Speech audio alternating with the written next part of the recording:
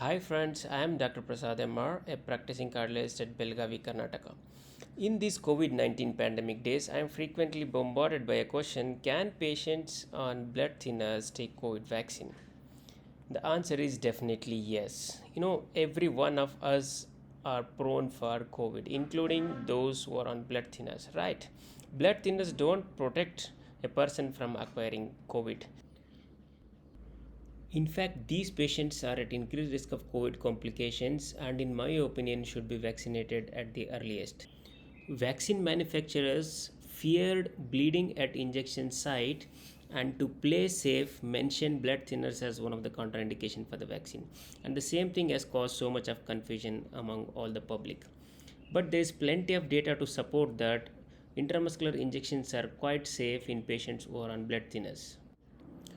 Of course, there are different types of blood thinners, and I might suggest a slight caution for people who are on a particular type of anticoagulants called as vitamin K antagonists, which are marketed as Acitram, Warf, and other brand names, which are considered as usually very strong blood thinners. These drugs are usually taken by people who have undergone heart wall replacement, who had clots in the leg veins, lungs, or brain, and frequently they monitor their blood thinness by a test called as PT-INR, which stands for prothrombin time international normalized ratio. If INR done in the last few days is less than 3.5, such people can safely go ahead with vaccination without stopping the acitram or warfarin. For people who had stable INRs in the past but have not done their INR in the last 3 weeks, and for people who have unstable INRs, it's prudent to undergo a fresh INR testing 1 or 2 days before the scheduled vaccination. If the INR is more than 3.5, it is advisable to consult your regular doctor, optimize your INR first, and then take vaccine. Coming to instructions for people who are on another category of blood thinners called as novel anticoagulants that include apixaban, dabigatran, rivaroxaban, which are sold under various brand names, a minor alteration is needed that they schedule their vaccination in the morning session and delay the morning dose of this medicine, so that they take the morning dose of this medicine after the vaccination rather than their scheduled time.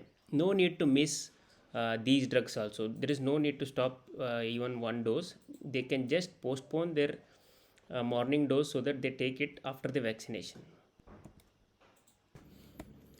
Coming to the most commonly used variety of blood thinners called as antiplatelets, which include aspirin, clopidogrel, ticagrelor, prasugrel, and are sold under various brand names individually as well as in combination, are generally considered as safe.